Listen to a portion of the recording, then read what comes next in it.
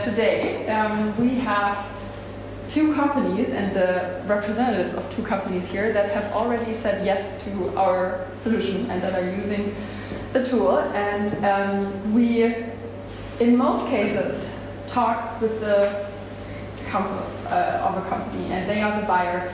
And then they have to go to the CFO and negotiate, I want this tool, please give me the budget.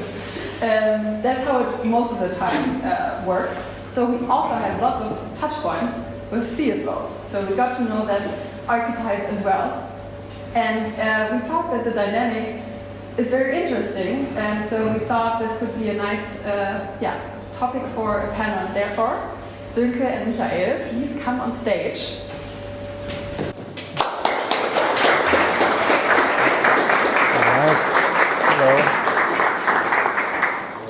Thank you both for coming.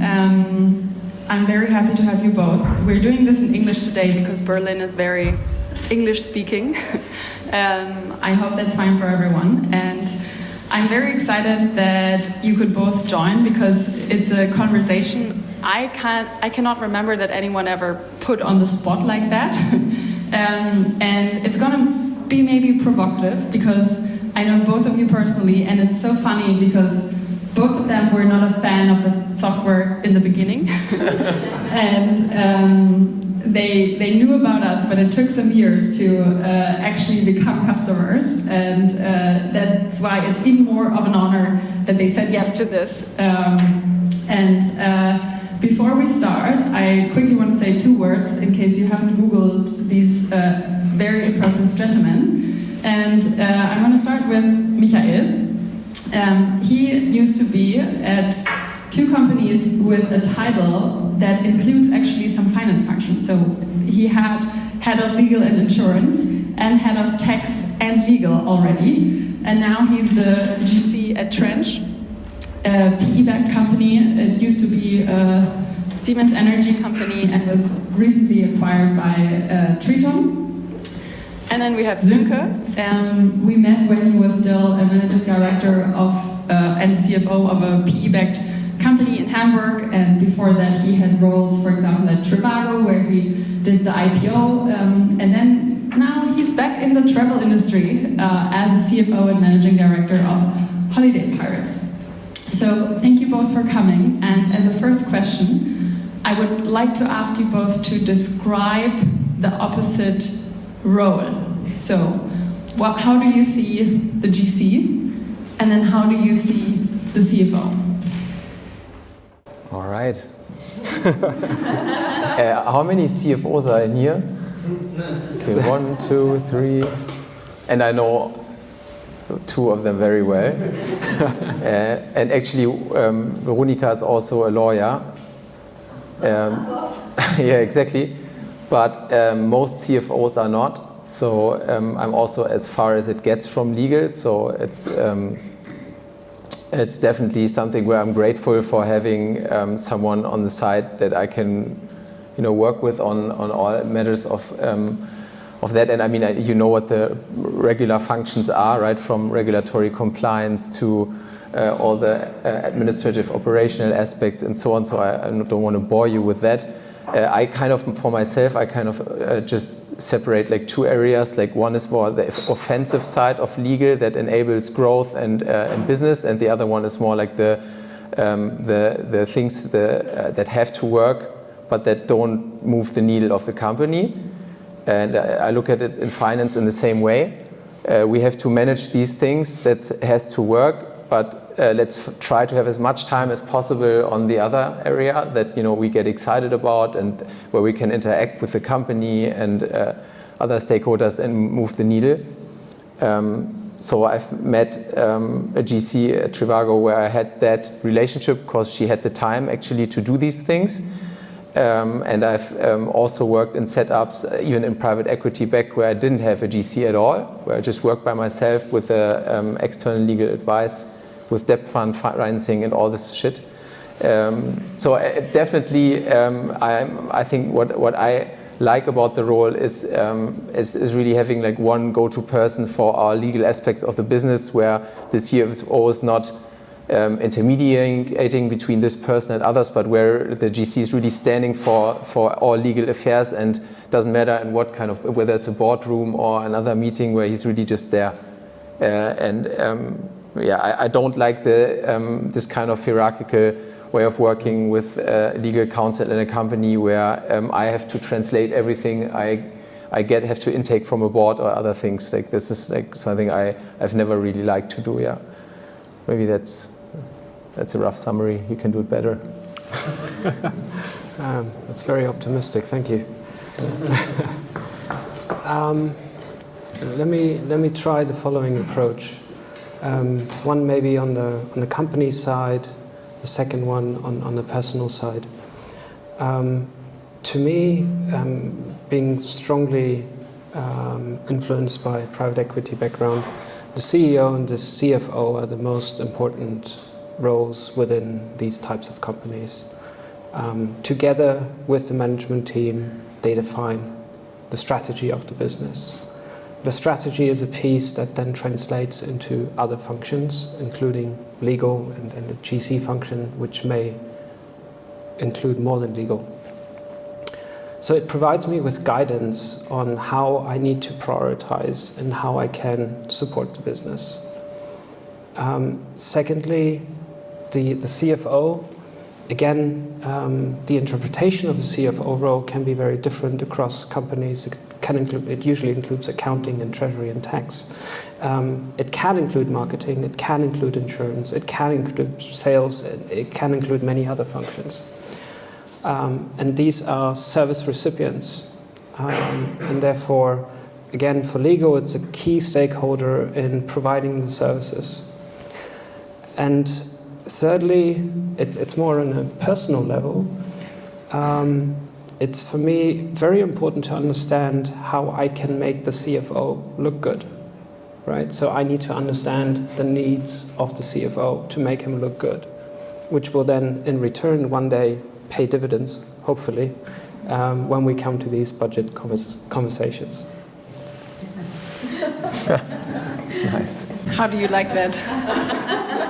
You saw me smiling, so I couldn't hide it. And yeah, I mean, that's something I've had it. I think 7 years ago I had this once, and I haven't had it for 6 years. So like, it sounds too good to be true. Yeah, actually, you have a very special situation now. When HolidayPirates became a customer, the buying persona was the CEO and one counsel. And when we talked again and you had joined, I'm not sure how things went, but the counsel is not there anymore. Yeah. Yeah, about that.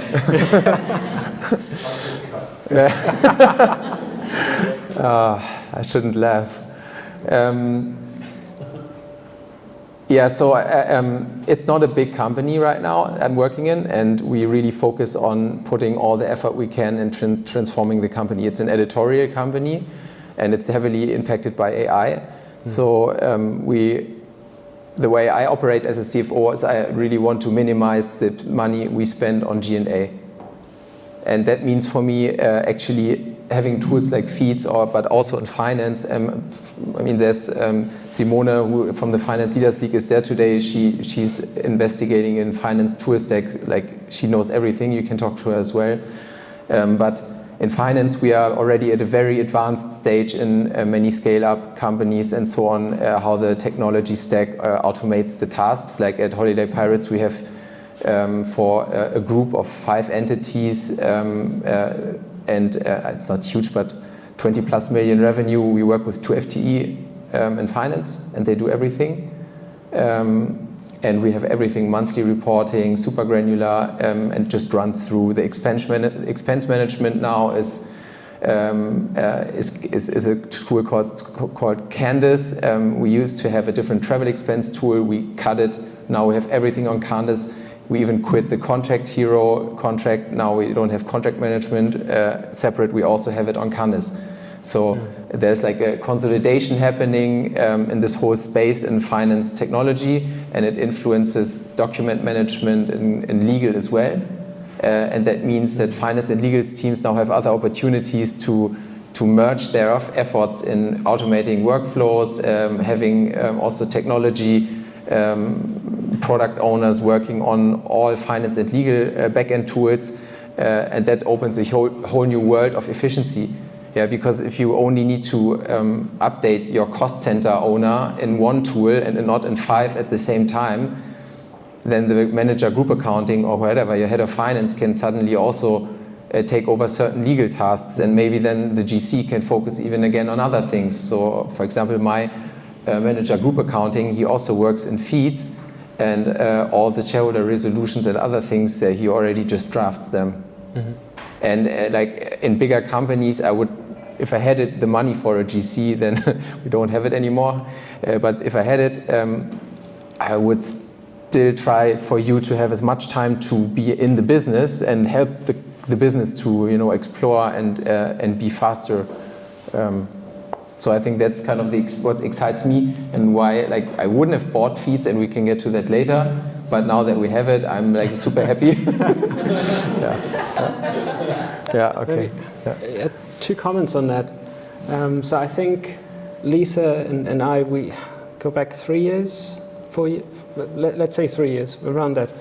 And we've had probably 2 strong touch points when I considered buying Fides for the company. And you talk about consolidation and efficiencies, and this is where I come from. I'm a true believer in that. This is what I wanted, and this was always a point of conversation that we've had in the past. And as recently as 1 year ago,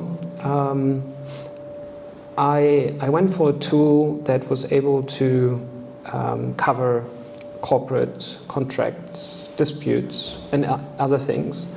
And the reason for that, or the background to that, we are PE owned, our company will be sold, there will be DD on us, and I believe in setting up a data room as early as possible. I did this once before, it worked incredibly well, and this is why a year ago we went with a provider that I thought was best for the business. 6 months later, I realized I was wrong. And the reason for that is that in the past, well, I would now have to say past 6 months, but in the past 2 or 3 years, the individual providers for these types of services, whether it's contract analysis and repository or whether it's a corporate governance tool, they individually are so much stronger than the solutions that are out there that do everything. Because now if you buy everything, it will be at a significant subpar level. And this is why the strategy we chose to pursue a year ago, we abandoned 6 months ago and went with individual solutions. That's number one. Very painful. Number 2, within the PE environment, but also at other companies, you're always looking for efficiencies. Especially at PE, you buy into what I jokingly say, 50 shades of understaffed. And the only way you can solve for that is through digitization and the leverage of AI. And that's why it's important to, if you want to get the job done, to have these efficiencies. And then secondly, what's more important, what you said, legal is one of these functions where a lot of the stuff that you're doing, no one sees. If they don't see it, they don't value it, right? They send you a contract, it's 100 pages, you read it, 3 minutes a page, 300 minutes, 5 hours, multiplied by what, I don't know, 80 euros an hour, right? 400 euros in internal cost. You send an email, if you're not pretending to be doing work, you send back 3 bullet points. And that's all they see, and they're like, whoa, 3 bullet points, what, 20 minutes? Not quite that, right? It was 4 hours. So being able to leverage technology that all of the boring stuff, I mean, in this 100-page contract, 80 pages probably you didn't have to read. You should. We should. We do. And by leveraging the technology, you're being efficient there, right? And you're just spending time on what's important.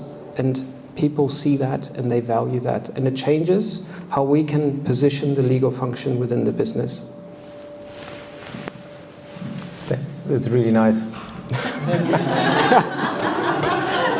think you should work together. We have to get some more friction in the room now. Yeah.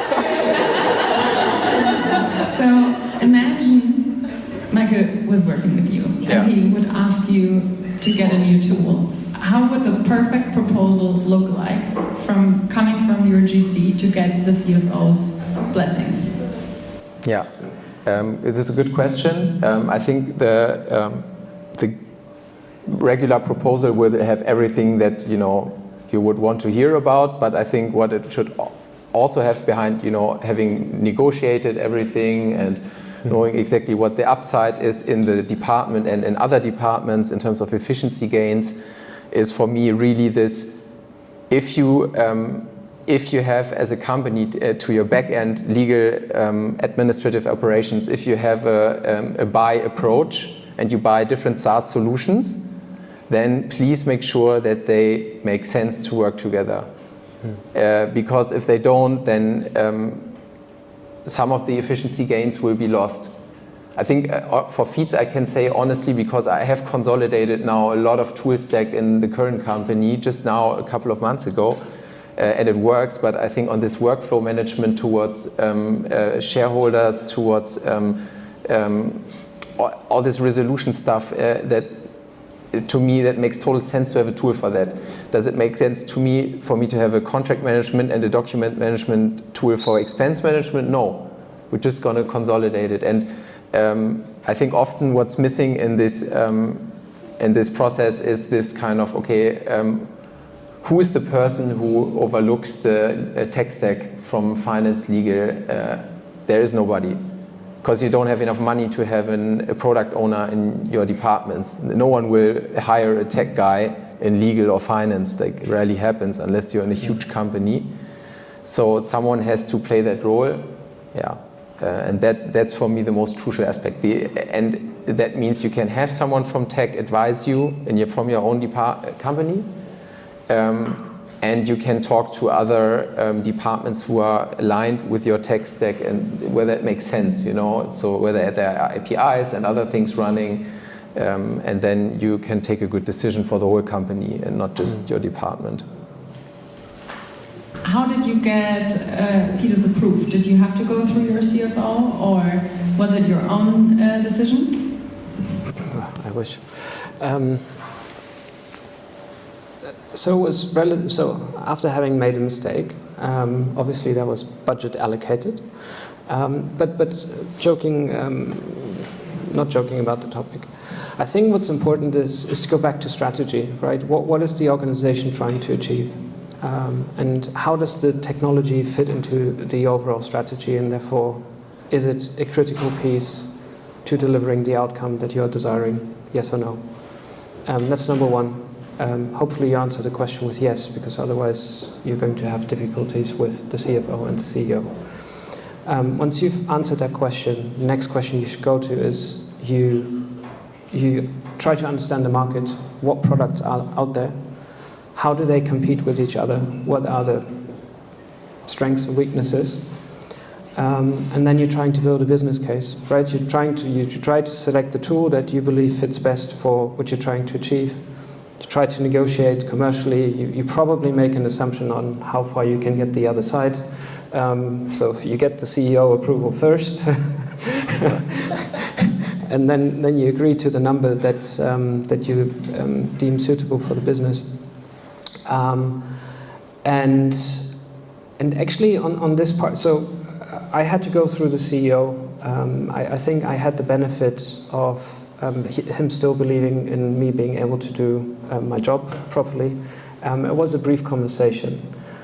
I think what's important is I prepared CEOs speak in icons and diagrams, CFOs and numbers, so you prepare a pitch deck in a way for Fides. I think what's really difficult generally when buying tech is, or not difficult, what is a challenge is that different tech has different pricing models. And sometimes the pricing models can be a challenge for the seller to sell the product. To give you an example, if I'm trying to collaborate with other functions, let's say the CFO functions, CEO functions, and the pricing model is based on users, then before making a commitment to the product, I need to understand who are the users and how many of them will use the product, which means I have far more stakeholders to involve in the process. And everyone is averse to change. And then you need to explain to sales why it would be useful, and it would be explained to procurement why it would be useful, and so forth. And if, for example, you have tech where you pay by entity, or you pay by contract, or in any other way where it's really easy to quantify the cost for the business, then you can build the business case in 30 minutes, which is far more useful than engaging on a fishing expedition in a way for like 4 to 6 weeks and trying to understand who would use it, convincing people, and then engaging in relatively lengthy conversations with the services provider. And now the CEO has come into the triangle. In Germany, we see most of the time that the GC reports to the CFO, but when we speak to our US customers and prospects, the GC usually reports to the CEO, or there's even a chief legal officer who has a seat at the table. What do you think makes more sense, and how is it in your case? You want to start? Yeah. I don't really feel strongly about this either way. I don't think you can live without either. You need both. I've reported to the CFO, I've reported to the CEO. I think it's been in both, well, in these particular instances I'm currently thinking of. In one instance, my CEO was based in Australia. I wasn't too keen on getting up in the mornings too often. Currently I'm reporting to the CEO. As I said from the outset, I don't feel strongly about it. Both are very important relationships to manage. It depends a bit on the personalities. I think it's very important to build a relationship with both. I think it's very important to engage with both at all times, and to seek the support of both. Therefore, it depends, it's a legal answer. It depends on the setting, it depends on the organization, it depends on the people. Both can work out and both can fail.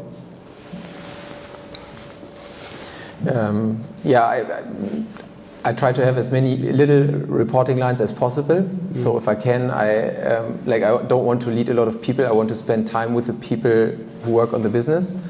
And the best case scenario I can imagine for someone who owns the legal function is someone who is present on everything on the table, on everything that's important that's happening in the company, and has a seat there.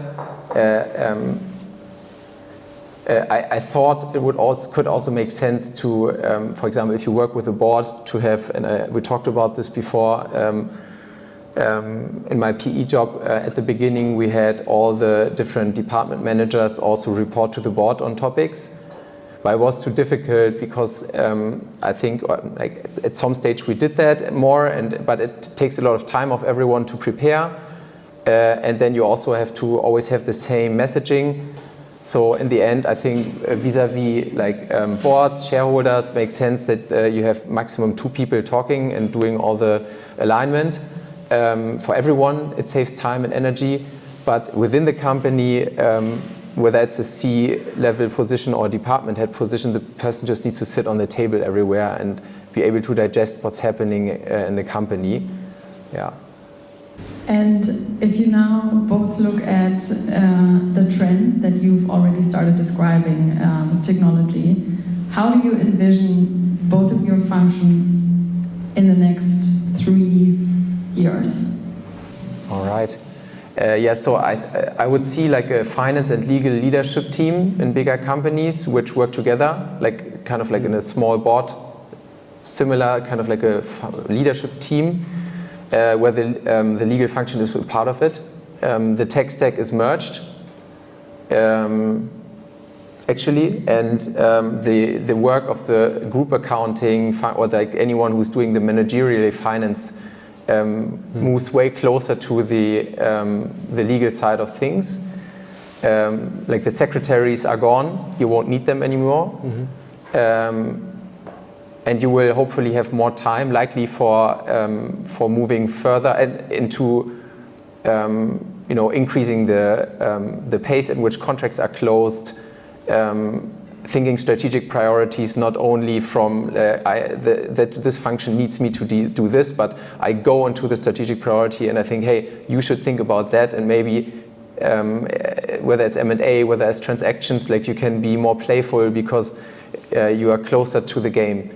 So that's how in 3-4 years I would imagine the GC role to develop, and I would advocate all of you to think about becoming CFO. Because Veronica from Everphone is over there, she's a lawyer, so this chief legal officer won't happen in Germany in the next years. Forget about it, yeah, because see how stubborn we are about any kind of new role in the C-suites and so on. So if you are a smart, logically abstract person, then why should you not develop into this role? I see no reason why that shouldn't be possible.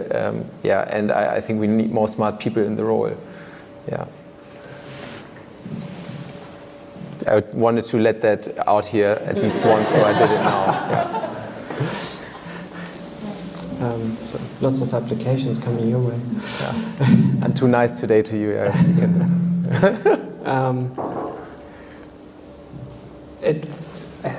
So I think what I would say from my side is I also oversee ESG at Trench, and that's part of it is CSRD and part of it is non-financial reporting, and there we are ever closer together again, at least once a year. So I think there are a number of topics which are becoming more prominent, at least now I'm talking about a manufacturing business that's operating globally. There are topics like sustainability where without finance, and whether it's the CFO or the CFO function, the ESG role can't be performed. There is geopolitics in terms of export control, licensing, tariffs, constantly changing regulation, and the pace of which is ever increasing and the breadth of which is also increasing. And again, without alignment with CFO and ideally without operating within the same systems. So for example, what we do on export control, we have a link into SAP. If legal doesn't have an idea how SAP operates, then we have a problem. So I think I see that from a functional perspective, there is we are becoming more proximate to each other. Secondly, there is the opportunity to leverage technology, to use common technology for efficiency purposes. Yeah, I think that those would be my key observations. Nice. And maybe looking a bit more at the technology in depth, what do you think AI will change? And are you already using AI in your daily work as a CFO and GC? Yes.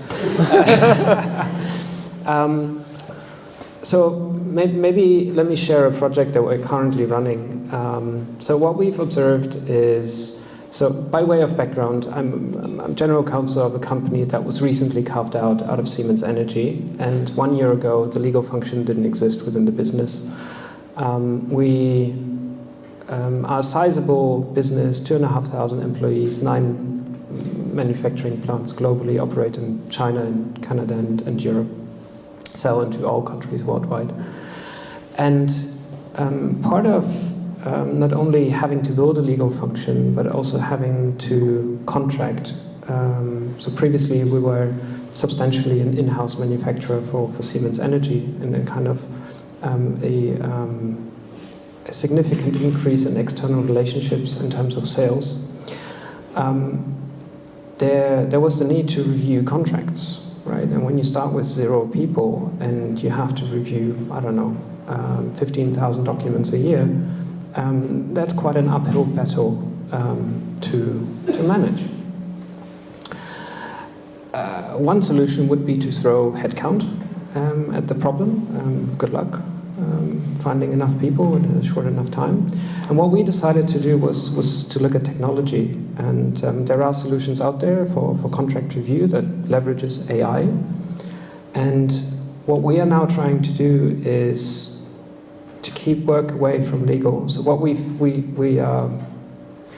have almost completely implemented is a contract AI review tool where you upload a document, and within 30 seconds it will give you a traffic light as to what provisions in the contract adhere to the trench standards and which provisions do not, and other provisions where the AI is uncertain about. And basically the contract review time from, 6 hours got reduced to 30 minutes. So I see more of that happening. And our dream, jokingly, in the legal department is we see a lot of remote work from warm, sunny locations. Nice. Yeah. So AI.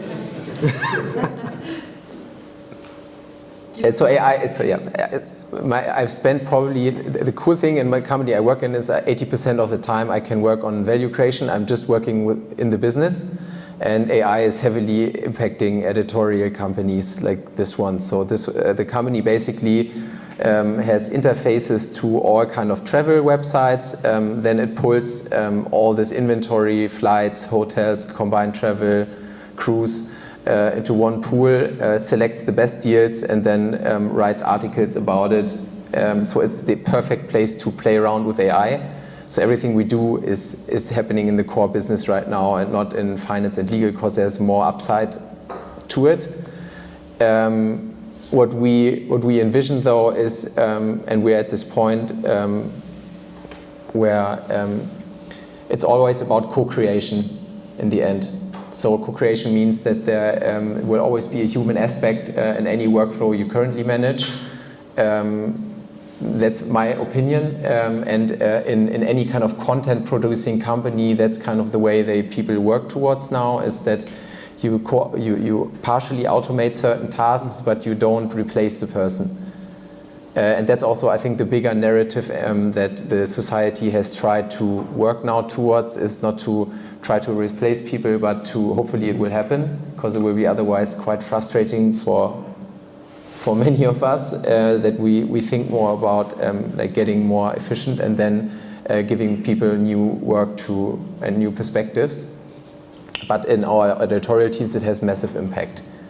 And in finance and legal, like I've written the notes to the financial statements in 4 minutes.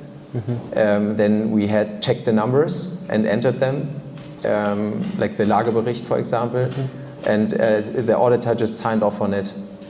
So I'm also surprised by these things that we can do, but it's not that finance is, for example, fully disrupted yet. It just starts in a couple of areas like expense management, where you have OCR text detection, which now is much better and allows for the right tagging that you don't have to manually do. And for you in your departments, it's the same. The tagging gets easier, classifications get easier, workflows get more automated. But I still envision this co-creation model, which means you will have a job and maybe you don't need your secretaries anymore, mm-hmm. Probably not. And if you still have them, maybe you don't need them tomorrow. But everything else, lots of opportunity to create more value. Yeah, thank you both very much. I think there were lots of theses in the last 30 minutes that we want to open to the audience. So in case something triggered you, now is your time to ask away.